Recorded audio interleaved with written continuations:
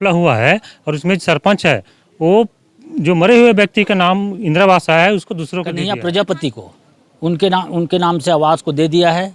कन्हैया प्रजापति के द्वारा नया मकान बनाया भी नहीं है, पुराना मकान को शो किया है। 2 साल 1.5 साल पहले बनाया था, उनको शो किया है। वो इस अभी 3 साल के अंदर कहीं मकान वो देख सकते हैं कि जिस प्रकार से कलेक्ट्रेट में पहुंचे हुए ग्रामीण हैं, ये ऐसा नहीं है कि किसी प्रकार से ये भीड़ है, भीड़ नहीं, अपनी समस्याओं को लेकर पहुंचे हैं। ये ग्राम पंचायत रानी प्रतिभा है और दूसरी बात है कि ये ब्लॉक पड़ता है छुरा, और छुरा में जिस प्रकार से बताया जा रहा है कि प्रधानमंत्री आवास में घोटाला, मैं कह सकती हूँ, क्योंकि घोटाला इसलिए बोल रही हूँ कि ऐसे कई समस्या है जिस पर शासन प्रशासन केवल लीपापोती करती है। लीपापोती करने के बाद भी देखिए किस प्रकार से कार्य करती है। और सबसे पहले तो मैं ये कहना चाहूँगी, प्रधानमंत्री मोदी जी का सपना है कि 2026 तक प्रत्येक व्यक्ति के घर में खपरे का घर छोड़कर यानी कि पक्का मकान होगा। इस प्रकार से जो उनका सपना है, सपना तो वो देखे हैं, लेकिन ज़मीनी हकीकत में सपना ग्राम पंचायत के जो व्यक्ति हैं वो किस प्रकार से तोड़ते हैं, ये मैं आपको बताऊंगी, एक एक करके बताऊंगी कि किस प्रकार से 420 किया गया है। और ऐसे सरपंच सचिव पर कड़ी कार्रवाई होने के बजाय उसे लीपापोती, जिला पंचायत सीओ हो चाहे जनपद पंचायत सीओ हो, इस प्रकार से करते हैं, केवल लीपापोती करके उसे छोड़ देते हैं। ये हकीकत है, जबकि उन्हें रिकवरी करना चाहिए और रिकवरी करने के बाद में एफआईआर होना चाहिए और एफआईआर के साथ साथ उन्हें जेल भेजना चाहिए, लेकिन जेल की बजाय उन्हें संरक्षण दिया जाता है और ग्रामीणों को किस प्रकार से गुमराह किया जाता है। अगर ये बताइए, जांच टीम द्वारा जांच किया जाता है और जांच के दौरान जब पूरा सत्यता पाए जाने के बावजूद भी उस पर कार्रवाई नहीं की जाती है, तो इस प्रकार से जो खेल है तो छोड़ देना चाहिए। और ग्राम सभा का अगर अस्तित्व नहीं है, आम सभा का अगर अस्तित्व नहीं है, सरपंच गांव के प्रथम नागरिक होते हैं और वो प्रथम नागरिक जिस प्रकार से गांव में शोषण करते हैं और व्यक्तिगत तरीके से शोषण करते हैं, तो मैं ये खुलासा करूंगी कि प्रधानमंत्री आवास में जिस प्रकार से देखिएगा कि किस प्रकार से कार्य किए हैं और किस प्रकार से भ्रष्टाचार किए हैं और किस प्रकार से असली दस्तावेज को छेड़छाड़ किए हैं। और वैसे छेड़छाड़ अगर किए हैं दस्तावेज को, तो ये समझ सकते हैं शासकीय दस्तावेज को छेड़छाड़ में भी ऐसे सरपंच सचिव जेल जाते हैं। लेकिन क्या है पता नहीं, जबकि डबल इंजन की सरकार है और सब ऐसा है, कहते थे डबल इंजन की सरकार आएगी, हमारी सरकार आएगी, बीजेपी सरकार आएगी तो हर भ्रष्टाचार रोक होगा, इस प्रकार से कहते हैं, लेकिन यहाँ पर देखिए कि नहीं है। और मैं बताना चाहूँगी कि जिस प्रकार से ग्रामीण के से ही मैं बातचीत करूँगी और उनसे ही बातचीत करके ये जानकारी लेना चाहूँगी। जी, आपका नाम क्या है? पुनवराम प्रजापति। ये बताओ पुनवराम, आपके साथ में क्या हुआ? आप मेरा माँ के नाम से आवास आए थे, कोंदी के नाम से आवास आए थे, उसको कन्हैया प्रजापति को दे दिया। आपकी माँ का पूरा नाम क्या है? कोंदी भाई।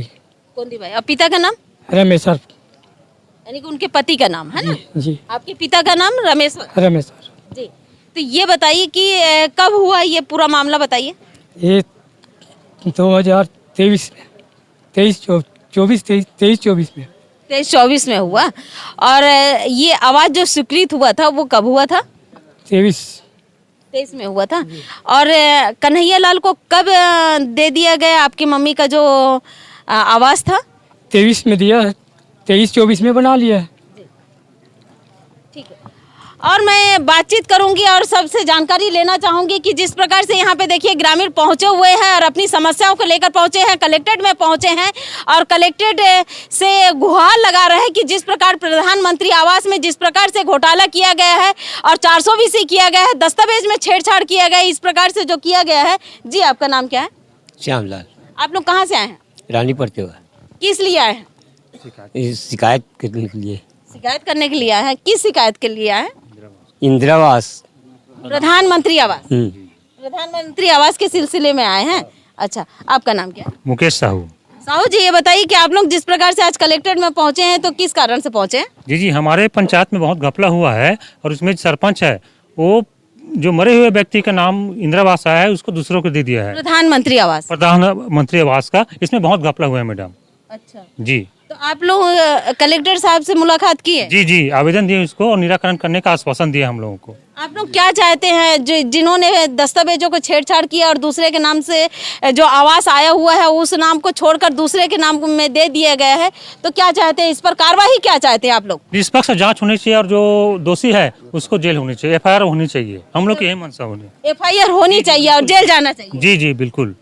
देखिए, आम जनता की पुकार है कि कम से कम ऐसे भ्रष्टाचारियों पर जिस प्रकार से दस्तावेजों को छेड़छाड़ करते हैं सरपंच सचिव हैं, इन्हें जेल जाना चाहिए। इस प्रकार से यहाँ पे पहुंचे हुए हैं और भी यहाँ पे मौजूद है, उनसे भी बातचीत करते हैं। जी, आपका नाम क्या है? सुमन यादव। यादव जी, ये बताइए कि जिस प्रकार से आप लोग यहाँ पे कलेक्ट्रेट में पहुंचे हैं तो क्या मामला लेके पहुंचे हैं? हम लोग 2 मामला लेकर आए हैं जी। अभी। जो पहला मामला बताइए कि पीएम आवास के मामले में जिस प्रकार से अभी यहाँ पे पहुंचे हैं, तो इस मामले में बताइए। पुनवराम पांडे, उनकी माता श्री कोंदीबाई के नाम से प्रधानमंत्री आवास 16-17 की सूची में थे, लेकिन उनकी मृत्यु हो गई है 16 या 17 में, और अभी 2023 में 1.5 साल पहले उनकी आवास स्वीकृत हुई। उसमें तत्कालीन सरपंच केसरी नेताम एवं सचिव ईसाईराम धुरू द्वारा हेरा फेरी करके काट छाँट करके कन्हैया प्रजापति को उनके नाम से आवास को दे दिया है। कन्हैया प्रजापति के द्वारा नया मकान बनाया भी नहीं है, पुराना मकान को शो किया है। 2 साल 1.5 साल पहले बनाया था, उनको शो किया है। वो इस अभी 3 साल के अंदर कहीं मकान वो नहीं बनाया गया है, और बारी बारी से वो दूसरे मकान में जियो टैगिंग करा के पैसा उनके खाते में डलवाए गए हैं। और इसमें सबसे ज़्यादा रोल सरपंच को तो है, सरपंच का कलम तो सरपंच का नाम क्या है? हाँ, सरपंच केसरीबाई नेताम एवं सरपंच पति हेमलाल नेताम का रोल है पूरा इस आवास में हेरा फेरी करने का। और इन लोग गुपचुप तरीक़ा से फर्जी प्रस्ताव भी करा लिए हैं पंचायत में कि नाम चेंज करने का, लेकिन ऊपर से कहीं नाम उनका आज भी ना है। कोंदीबाई दिख रहा है, कोंदी, उनका उम्र 79 वर्ष दिख रहा है पिछला सूची में, और वो महिलाएं हैं जो कोंदीबाई, और जब को अभी आवंटन किया गया है वो पुरुष को दिया गया है, 40 साल के पुरुष को। तो इसमें ना पूरा फर्जी किए हैं सरपंच और सरपंच पति। वर्तमान में सरपंच, उस समय तत्कालीन सरपंच पति पंच भी थे वो पंचायत का। तो ऐसा हेरी फेरी किया है इन लोग, भ्रष्टाचार किए हैं। तो रिकवरी तो दोनों के खिलाफ होना चाहिए, जो भ्रष्टाचार किया सरपंच पति और सचिव के खिलाफ होना चाहिए, लेकिन कन्हैया लाल के ऊपर में भी होना चाहिए, उनका भी होना चाहिए। और रिकवरी ऐसा है कि पैसा लौटाने से कोई मकसद नहीं है उन लोग को ना एफआईआर दर्ज हो और जेल जाए, ताकि भविष्य में इस तरीके भ्रष्टाचारी ना हो। देखिए, सबसे पहला मामला है यहाँ पे, जब यहाँ पे ग्रामीण द्वारा बताया जा रहा है और बिल्कुल आवेदन में लिखा गया है, ये आवेदन पकड़िए, पुराने मकान को नए पीएम आवास के नाम से प्रस्तावित किया और सबसे बड़ी बात है कि जियो टैग करके उसमें पैसा निकाले, पहला। दूसरा मामला है कि किसी और का है पीएम आवास और किसी और को दे दिए, तो ये दूसरा है जिस प्रकार से। और तीसरा मामला ये है कि दस्तावेज में जिस प्रकार से छेड़छाड़ किया गया है, यानी कि ये, आपका नाम क्या है? पुनवराम। कि माँ का नाम? कोंदीबाई। कोंदीबाई का मकान आया था और उसे कन्हैया को दे दिया गया है, ये तीसरा मामला है। तो इस प्रकार से देखिए, सबसे पहले तो मैं कहूँगी कि ऐसे व्यक्तियों पर छेड़छाड़ जिस प्रकार से दस्तावेज का किया गया है, इस पर भी एफआईआर होना चाहिए। दूसरी बात है कि एक व्यक्ति को जब मृत्यु हो चुका है और उसके नाम से जब आवास आया हुआ है, उस आवास में जिनको पात्रता होना चाहिए, उनके जो नाम से आना चाहिए था। ये बताइए कि जब आवास का सूची में नाम आया है और जो नामनी होता है, नामनी में क्या आप लोगों का नाम उसमें दर्ज था?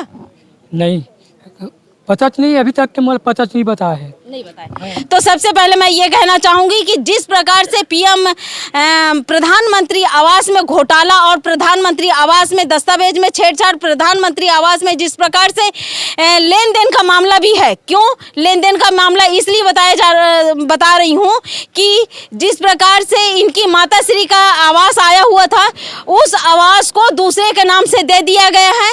फिर तीसरा मामला है कि उस आवास को वो बनाए नहीं है, आवास को, पुराने घर को वो नए आवास के नाम से जियो टैग करके शो करके उसमें पैसा निकाल लिया गया है। तो इसमें ये समझ सकते हैं कि जिस प्रकार से अगर गलत किए हैं, सरपंच सचिव गलत किए हैं, तो उससे बड़ा गलती तो वो व्यक्ति भी किए हैं, उसे भी जेल होना चाहिए। तो मैं जिला पंचायत सीओ साहब से कहूँगी, सर ये बताइए कि आप लोग केवल जांच के नाम से केवल लोगों को छलते हैं, व्यक्तियों को छलते हैं, आम जनता को छलते हैं। मेरे समाचार के माध्यम से आप संज्ञान लीजिए और तीनों पर FIR होना चाहिए। अगर FIR होगा तभी हम समझ सकेंगे कि ये जो समाचार है और ये जो व्यक्ति आए हुए हैं उन्हें न्याय मिला है।